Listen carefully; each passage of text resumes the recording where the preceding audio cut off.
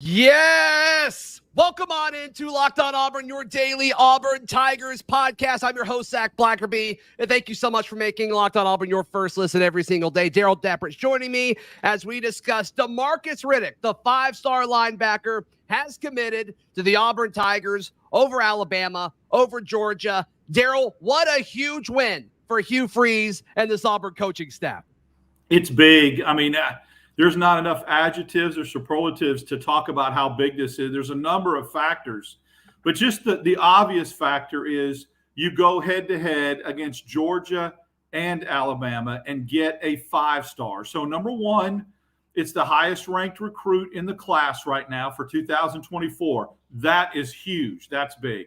Number two, you're going against the standard right now. The standard of college football the last 5 years, recruiting and on the field, quite honestly, with championships. You go head-to-head with them. You flip him from Georgia, which is I love, which is big.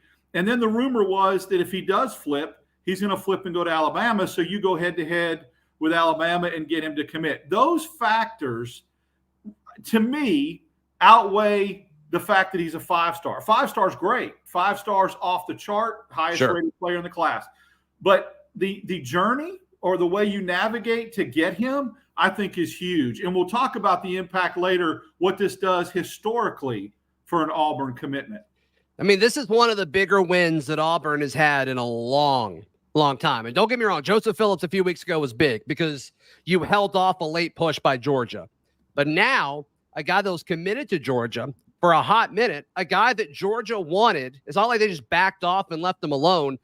Georgia still wanted Demarcus Riddick, but he quit visiting Athens because he was so interested in what Auburn and Tuscaloosa were pitching to him. And then ultimately, he decided to join Hugh Freeze and this Auburn staff and this Auburn group of commits that continues to get better and better every single week.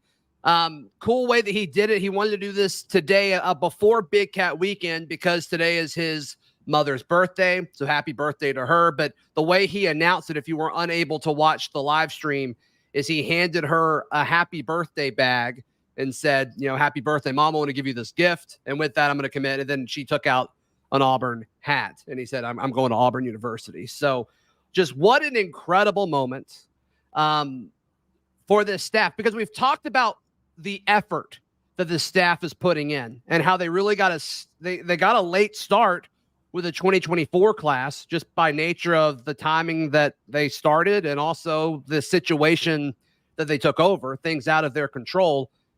And they've just scratched and clawed, and all of a sudden you have to respect what this class has become.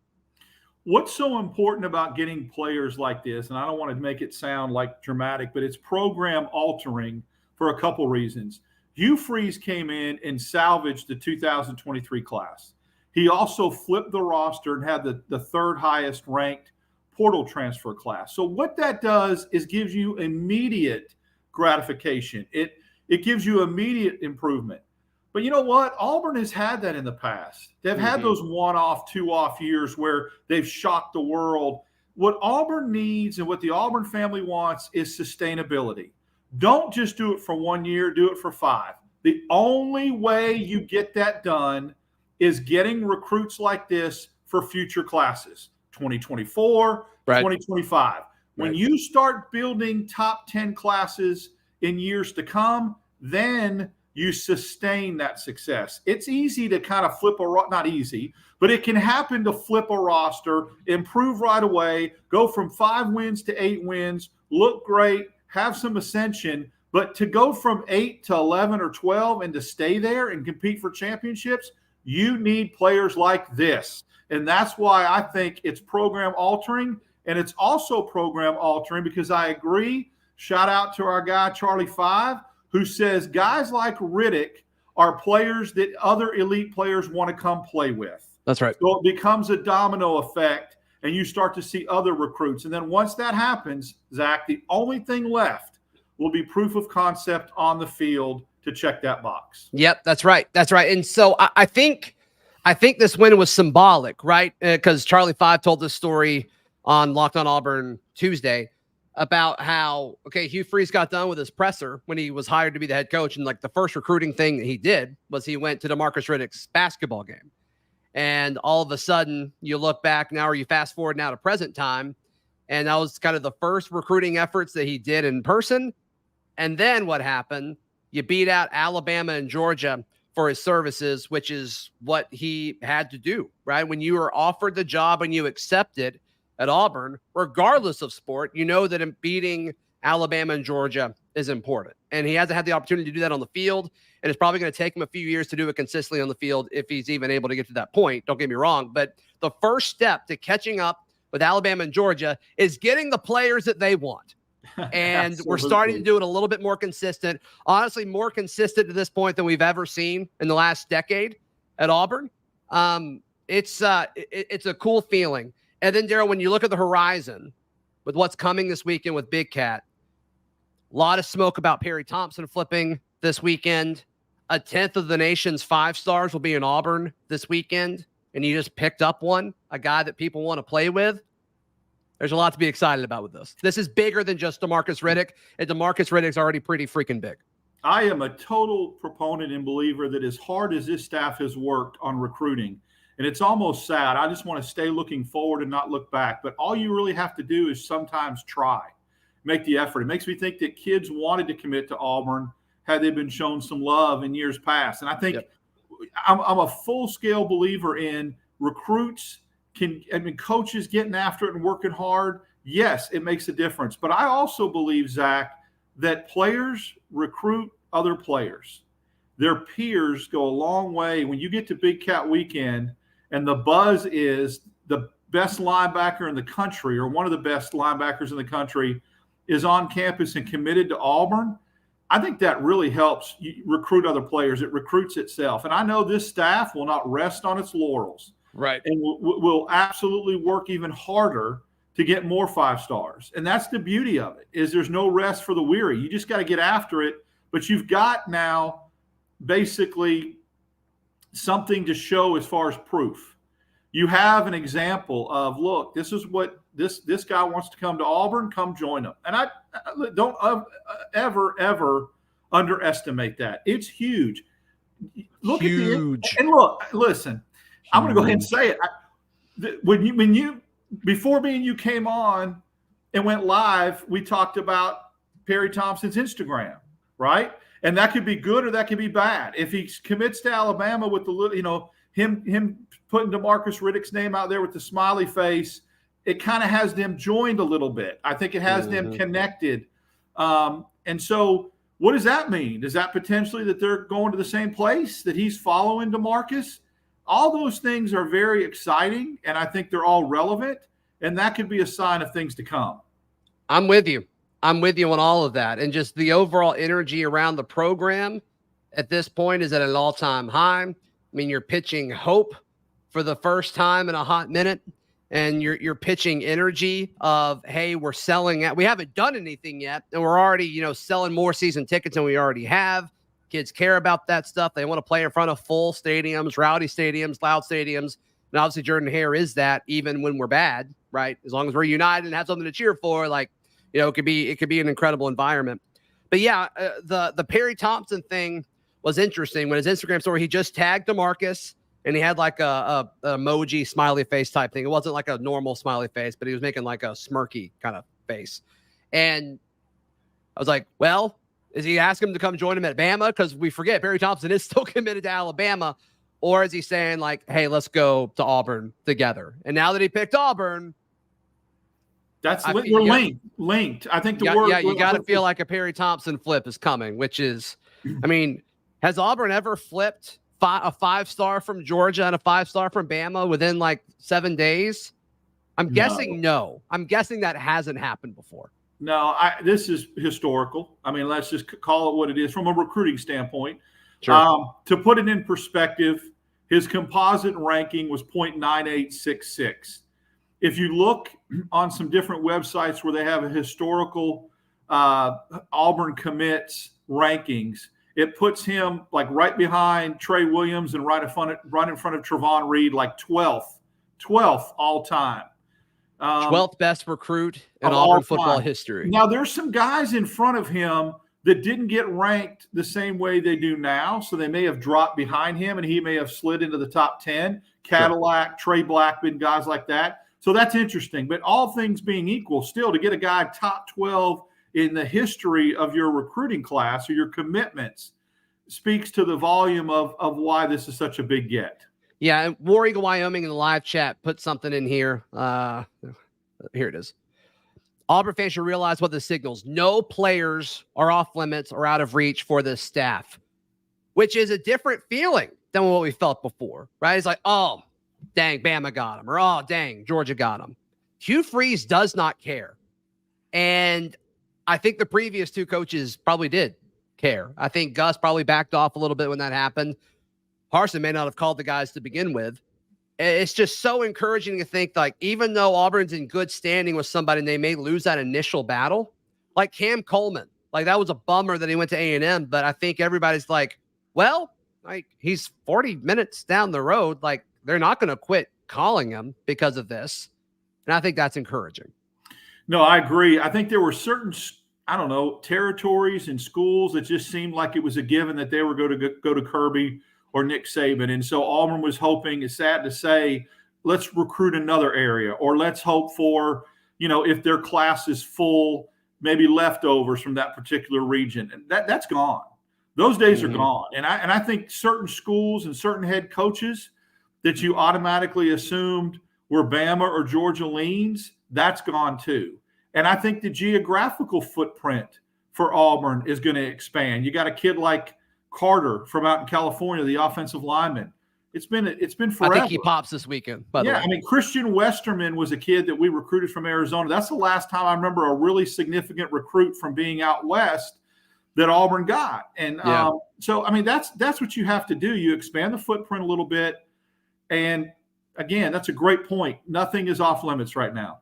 It's a beautiful point. And I think that's something that's so different when we forget, because I think we move from finishing the 2023 class to getting like a million transfers so quickly, but like 7 flips last year. I mean, this isn't a new thing.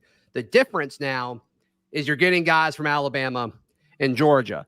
And look, I did radio in Montgomery earlier this week, and I had a caller call in and say, well, it makes sense because, Demarcus Riddick and Perry Thompson mean so much more to Auburn than they do to Georgia and Alabama, the respective schools where they were committed beforehand. And of course, Perry's still committed to Alabama. And I'm like, that's true.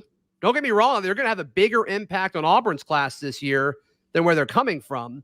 But the first step in catching up to Alabama and Georgia is getting 1 or 2 of the players that they want. Then you got to get 1 or 2, Darrell, before you can get 5, 6, 7, 8, 9, 10, a full class. This is just the next step in all of this, because we've seen how hard this staff is working. We've seen their obsession and absolute committed devotion to acquiring talent and doing everything they can to build relationships. And then the next step is the dominoes are going to start to fall. And so you get the Demarcus Riddicks. And then this weekend you get the Carters and maybe a Reese Baker and the guys that are going to be the role players, the parts of this class that really kind of bulk it up. And you get Demarcus Riddick. And you get Perry Thompson, and you get these stars. Kamarion Franklin's on campus right now, another 5-star. KJ Bolden, TJ Lindsey. I mean, all of these guys that Auburn's got a chance to get. I think getting these first few were the toughest ones, because now all of a sudden you can send a message and say, it's okay to come to Auburn. These elite players are choosing to come to Auburn over Alabama and Georgia for the first time in a long time, Darrell. And like, this is just so much bigger. It's so much bigger than Demarcus Riddick. I can't say that enough. I think too, the flip analogy, we did have some great flips last year. We had a flip from LSU with JD Rim. We had Kyan Lee flip from Ohio State. We had Woodyard flip from Alabama. So Auburn had some great flips from competing against some great schools. I think the difference is 2 of those were 2 years ago. But that's true, 2 years ago. We had several. Keldrick Falk was a big one, right? When you get as old as me, sometimes those years run together. But Keldrick Falk, you're right. Kayan Lee, Connor Liu from Miami, absolutely. Falk was the first one though that kind of was a big boy thing where he was a 5-star, right? I mean, in some publication. So what makes this a little bit different is you're beating two schools head-to-head, and it's a 5-star. So I agree 100% with that. We've had the flips before. The flips are obviously crucial because you're taking away from a class and adding to yours. I think the other factor, or the other thing too, when you talk about Big Cat Weekend and all the people that are on campus, don't forget that you do need numbers. So when people start to go, well, what, this momentum that we've got, okay, look, you've got to get to 20, 21, 22 in your class. You have to. And right now, Auburn, I think, is at 12 or 13. 12. The average star ranking, I think, with this is really impressive. It probably moves Auburn, I would think, top 5 nationally in average star ranking. I'd have to look. But you still need numbers to complete your class and to get what you want to go from a class ranking. So that's something to keep in mind, too. People don't need to get discouraged when we start loading up on offensive tackles that may not be 5-star offensive tackles. You need numbers, and Auburn's there's not a lot of elite tackles near us. They're all committed to Georgia, so I'm sure they're calling them and trying to get them to flip, but there's just not a lot of dudes even to target nearby is kind of what I've been told. So we'll certainly see what that looks like moving forward. But the Carter kid from California certainly seems like something. And then Reese Baker is a dude that was camping at Auburn, and Hugh Freeze was told to watch him specifically, and he watched him for 4 or 5 plays, and he's like, yep, go offer him. Go offer the kid. And so he'll be a big cat this weekend as well. And look, let's just be honest here. We don't need to be picky about offensive tackle. With our run over the last 5 years, the fact that we're getting anybody to play offensive tackle is a step in the right direction, just because we've had to rely so hard on JUCO guys and transfers of the like to play offensive tackle. I'd rather just get some of these dudes that have good frames and good feet in, and then all of a sudden, over the course of 2 or 3 years, actually develop players, which is something that it seems like this staff wants to do. That'll be something that's nice, especially with offensive line. That's just so important. It's the hardest position to really gauge and to future project. It's also the position that I think takes the longest to get acclimated to the college game. And I will say this, I know there's a lot of guys that Georgia and Alabama went after that were 5-star tackles that have had a lot of success. Auburn, from a developmental standpoint, has had a history of having great offensive tackles that were 4 stars and 3 stars and developing them. That went away when the offensive line recruiting basically went away. But I trust this staff. It's a nice feeling to go, I really don't give a crap that he's a 3-star. I look at his offer list, and I look, if Hugh Freeze wants him and says, go get that kid, I want him, I think he can be developed into a starter and somebody that can, do big things down the road. So previously, Auburn was 20th. They had the 20th ranked class in the On3 team rankings. They now have moved to 16th in the On3 team recruiting rankings. They're still 7th in the SEC, which is the issue. But like you said, average player rankings, and I'm waiting for all these to update before I give those numbers. But still, once again, step in the right direction, especially when you think you're going to add 3 or 4 guys potentially this weekend.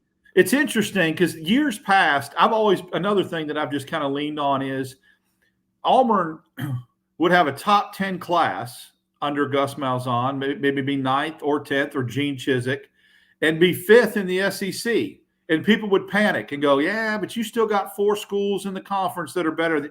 I get that. Maybe 2 are in the East, 2 are in the West. I don't know. But you give me a top 10 class or a top 12 class nationally, I really don't care. I really don't care where the pecking order is in the SEC. It's the best conference in the land.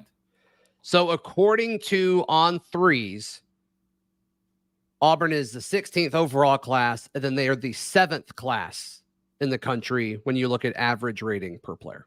Yeah, I thought they could get to top 5. I was pretty close off the top of my head. That's still, again, when we signed kids in December, if Auburn's got 20 kids, let's say, and their average star ranking is top 5 in the nation, and we look at some of the offer lists with these kids that have committed to Auburn and the big boys are on there, color me satisfied. I don't care where they rank nationally with numbers or where they rank in the SEC. That tells me everything I need to know as far as a highly successful recruiting class. Those are 2 key indicators. Someone asked about Demarcus Riddick. Can he play as a freshman. And I think the interesting thing about both Riddick and Joseph Phillips, both linebackers, I think Phillips will play more edge. We'll certainly see how that works out. But linebacker is a situation where there are some dudes that could come back and use their COVID year. Cam Riley, Wesley Steiner, I believe they both could use their COVID year next year if they wanted to. But you're going to have to replace a lot of these guys, I think, because they're either not going to be happy with playing time or they're going to move on and, try their hand somewhere else or at another level of competition. So yes, I think he does play. I think that's to me, it's a key indicator in reading the tea leaves as to why, not to downgrade Auburn University, but why he would probably choose Auburn over Georgia and Alabama as well, is probably getting a little bit more of an insurance or an opportunity for early playing time. And it's rare that happens. I remember Trey Blackman played a lot as a freshman. I can't remember a lot of Auburn linebackers playing right away, but this kid is special enough to do that. Mm-hmm. I think I saw the writing on the wall when Georgia got the commitment from the Williams kid out of Texas yesterday, the 5-star linebacker. Mm-hmm. Auburn can sell, come make your mark, come play right away and make a mark and help be part of this rebuild. And I think that is an advantage over right now Alabama and Georgia. So I think Auburn, On 3 and 247 have Riddick as the number 3 linebacker in the class. But I saw a graphic that On 3 put out the other day that he was their number 1 linebacker. So I'm curious to see. I got to go find what that was. And then 220. So yeah, he'll play inside. That's going to be pretty cool. Yeah, and then they've got him as like the 3rd/4th, depending on where you look at, player in the state. I mean, that's just that's exactly what you want. It's exactly what you want. Crazy this year. This state is crazy talented this year. Mm-hmm. There are years where you have to go to Florida and Georgia to get the kind of talented class. You could stay in the state of Alabama this year and do really, really well. You really could. Yeah. And they're doing it. And that's something that they haven't been able to do consistently because they haven't been able to fare well against Alabama. And all of a sudden they're finding ways to compete, which is just something that we didn't see. We haven't seen in a hot minute. But yeah, his size is exactly what you want. 6'2", 220. Instincts are all over the place. I mean, he understands what offenses want to do. He seems like a very smart football player, processes information quickly, good first step, very athletic, very hard to block. I mean, there's a reason he's so highly touted. There's a reason every school in the country wanted him. Yeah, I'd also think a couple years ago when I was looking at where Auburn had its greatest need in a recruiting class besides offensive line, linebacker popped up to me. I was like, Auburn's got to start recruiting and getting some of these really stud linebackers, and they have done a really good job so far in this recruiting cycle getting that. And again, the ramifications of this will be felt long into the summer, early fall. It's the first piece of the puzzle.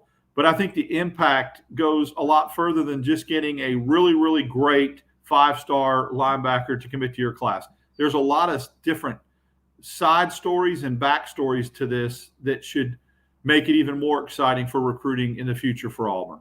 I'm with you, Darrell. I'm with you. An aspect of this recruiting battle that's been fun is to see the Alabama fans, this drastic pivot, this drastic turn that they've had.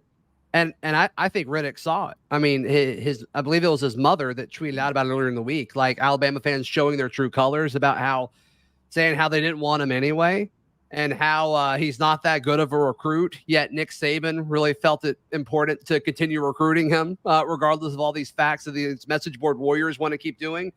And I just think all the saltiness that this has generated from Alabama fans, because look, they're not used to losing in this arena. They're not used to losing when you recruit in-state kids.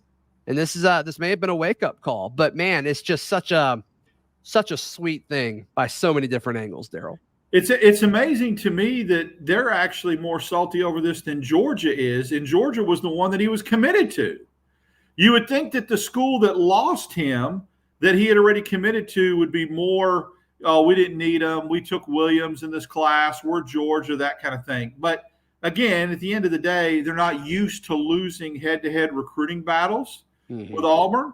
some of the ridiculous things I saw on message boards from Alabama moderators is embarrassing about, he just wants to go there because he doesn't want to win and he wants to have fun. That's the stupidest. I've heard some stupid things. I really have. That's the dumbest thing I've heard a moderator say in recruiting. To really besmirch the kid and insult the kid's competitiveness and say he doesn't want to win at the level Alabama and Georgia win, or even through an Ohio State, who had a quarterback that said, why do we have to go to school? But he just wants to have fun, so he chose Auburn, is one of the stupidest things I've ever heard. Yeah, but also fun to observe because of how ridiculous it is. What do they say? Inject it into my veins? Yes. Right? Put it in an IV and hook me up to it. You know what I'm saying? The kids say that. I don't because I'm old, but the kids say that. Yeah. So unsurprisingly, when you look at Auburn's 2024 class now, of 12 commits, as Riddick is the 12th member, he is the highest rated. He is more highly rated than Walker White is. And it's he's got a chance to be the headliner of this class. And especially if Perry Thompson comes in, those two guys are going to be the face of this class, despite Walker White being kind of the guy carrying the torch for most of the offseason. I think Walker White's 100% okay with that, by the way. Oh, yeah. I think he loves this. I think this is something he promotes and goes after. And that's why, remember, I talked about this months ago. I said Walker White could be the best thing for Auburn recruiting in a long time because he will absolutely go after kids, tweet at kids, get in their mentions, and try to recruit for Auburn. That speaks what I was talking about, how kids recruit other kids. Walker White is a great example of that. 100%. And it seems like Demarcus is the team first guy too. So it seems to be an important trait of what Hugh Freeze is certainly going after. As far as impact in regards to going into Big Cat Weekend specifically, Darrell, do you think this is something that's brought up, or is it just kind of knowing that Demarcus will be there amongst all these other targets and he committed a few days earlier? Is that enough? Is that all that needs to be done / said? No, I think they're going to milk this for all that they can, from graphics to announcements to social medias to whatever they do at Big Cat Weekend.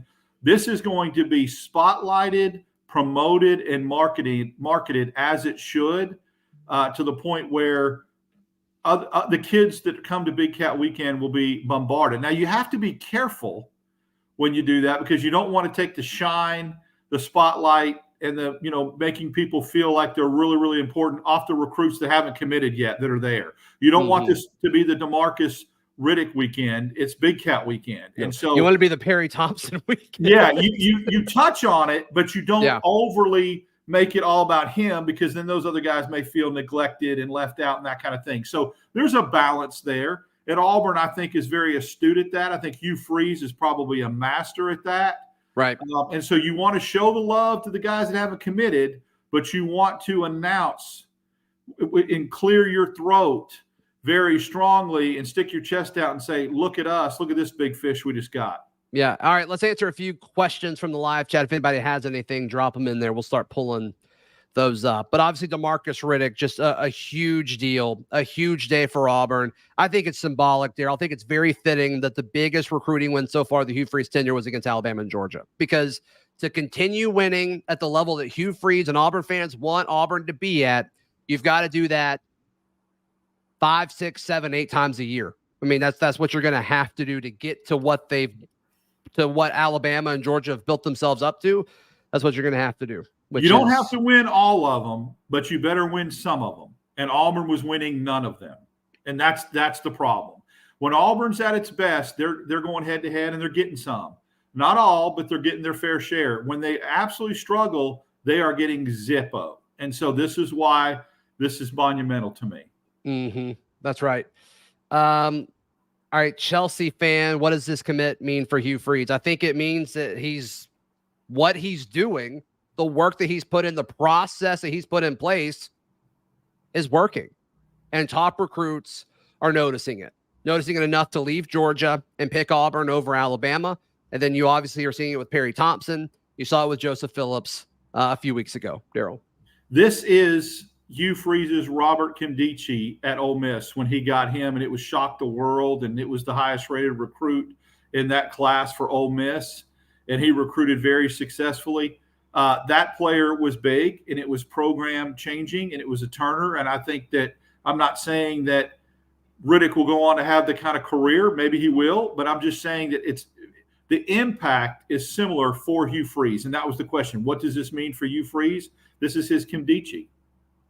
Mm-hmm. I like that. AU Tiger says, I had a question earlier, Zach. Who is our best recruiter to give credit on the hall for this class? Well, the position group that's most populated is defensive back. And so I will go with Zach Etheridge. As far, like, if you had to be really specific, just as far as the whole class, just because there's so many DBs, but Zach Etheridge and Crime Dog have been huge on this. But look, I mean, Aldridge has been incredible with these 2 linebacker additions. Don't get me wrong. Yes. And I think Jeremy Garrett, the defensive line coach, is putting in the work. I think we'll see the fruits of that come later, Darrell. At the end of the day, it's wonderful to tip your hat to these position coaches, and they're doing a great job on the recruiting trail. But I think your head coach has to be your closer. How many times have we seen Saban go into a living room and do the electric slide, and Kirby go do with the popcorn in his hand at a high? You have to have your head coach, who's the face of your program, show interest, love, and be engaged with you and be your closer. It's just like the baseball analogy. Your starting pitchers are your position coaches, but Hugh Freeze has to come out of the bullpen and shut it down. And that is why I think you're seeing so much success in this recruiting cycle. I'm with you. All right. Jordan asks, I got to read the full thing, make sure. If Jordan asks if Perry Thompson, along with a few others commit this weekend, is this the best recruiting job by an Auburn coach in their first year? Yes. Yeah, we'll see how the class ends up. Sure. I would think the comparison was, I got to give Chiswick a lot of credit, and Trooper Taylor that first year. That 2010 class was really special with Cam Newton and Michael Dyer and some of those guys, and probably had Marcus Lattimore on board if it wasn't for Michael Dyer, and had, Lachey Seastrunk, whatever his name is, if it wasn't for Michael Dyer. So there were some really good players, defensive linemen too, that were 5 stars in that class. But if, Holden and Thompson and some of these other offense, Lindsey and Carter and those guys pop, then this ends up being the best job that a first-year coach has done. Absolutely. But again, Chiswick's first year, was the 2009 year. So his second year was 2010, just like this would be Hugh Freeze's second class. Mm-hmm. Right. A few people have asked, other than Perry Thompson this weekend, who do we think is next? And I don't know how I'm sure they're going to be strategic with it. And I'm going to talk about this on Locked On Auburn tomorrow. I'm going to ask Brian this question, our recruiting expert. But it's going to be interesting because I think there's a few silent commits, Darrell, that are going to be public this weekend. And I wonder the strategy of it. Like, do you get one of those guys to commit like in the first hour in front of everybody to kind of keep the buzz going? Or do you get everybody to do it on Sunday, on the second day of Big Cat Weekend? So I'm curious on that. What are your thoughts on it? I'm trying to historically go back to when Auburn's had really, really successful Big Cat weekends. It was a steady flow or a trickle effect over the course. Like, you would get a couple on Saturday, maybe one on Saturday morning. I'd wake up, I remember getting a notification. Then Saturday evening, a couple guys would pop. And then traditionally Sunday, before everybody goes home, there's always some names, 2 or 3 names that move too. So let's just say Auburn's lucky to get 3 or 4 recruits come out of Big Cat weekend. I think you could see a couple on Saturday and then a couple on Sunday. It kind of trickles down. Right. I haven't seen this kind of energy for a commitment ever, by the way. Like, since I've been doing this, I haven't seen this kind of response to landing a kid at 4:00 on a Wednesday. What's a realistic number this weekend? Tanner asks, Darrell. Counting Demarcus, a lot of people said 3 or 4. That's what I think too. Counting what just happened, I would say 3 or 4. Yeah. And that moves you to maybe 14, 15 in the class. And depending on what their average ranking is, you could just keep climbing up the charts. Yep, that's right. A few people are asking you to dab. Do you mind dabbing? I don't know why someone asked for me to dab again. I've never dabbed. I've dapped, right? But yeah, dabbing is not my thing. I don't want people to I want people to tune into this show and keep commenting. So I'll probably stay away from that. I think we land Carter this weekend, the offensive tackle from California, and Perry Thompson. That's what I'm thinking. And that's huge. I mean, that is absolutely huge to come out of this weekend. You know, here's the other thing too. I love the fact that he committed on a Wednesday before he even came to Big Cat. Something about that really gets me excited. I really like that. That gets you excited. Him committing before Big Cat gets you excited? Yes, middle of the week, Wednesday, right? I mean, where a lot of the eyes and the ears are not on Auburn right now. And the fact that it's a Wednesday, it's middle of the week. Do you think that was planned? I do. Or do you think his mother, like, it just worked out because his mom's birthday? I mean, it could, but I mean, you know, you could have waited until Friday or Saturday. I mean, I just think there's a method to the madness to commit on a Wednesday, and I'm here for it. I love it. I think that was a genius move by him, and I think it just completely changes Big Cat Weekend with the buzz going into it. Yeah. Hayden Jacks asked about Malcolm Simmons. He's an explosive wide receiver that's going to be on campus for Big Cat this weekend. He certainly could. He certainly could commit. I don't know where he is in his process and how much they've really pushed on him. I don't know, but maybe. I think Cole Pinkston highlighted him on auburnlive.com earlier this week. So that'd be great too. Put him next to, especially if you get Perry Thompson and him, put them next to Bryce Kane. Yeah, I think Walker White would be happy with that. Yeah, and that closes the book on Cam Coleman, which was another question. I think if you go see someone get a Simmons, maybe. I don't know if you take 4 receivers in this class. I mean, I think you would. I think you take Cam Coleman. I guess because he's so good. Yeah, but Bryce Kane is one of those guys that's got his 4th star. Wait to see. I cannot wait to see what he does. They're different though, year. Because I think he's primarily a slot guy. I think the other guys are going to be outside players. So, do you take 3 outside guys? You're about to lose 3 outside guys because Mardner, Hooks, and Short are all run out of eligibility this year. They're all outside guys. So why not?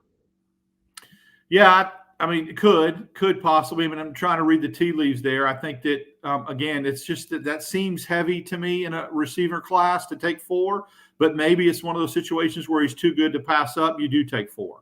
Yeah, Chelsea asked, what would Perry Thompson committing mean for Auburn? I think it would show that Hugh Freeze is sending a message that he does not care if Alabama is coming after you. I think it would further that message, and it would put Auburn in the driver's seat for a very, very special class. When you look at Auburn recruiting history, it'd be the biggest week in Auburn recruiting history that I can recall.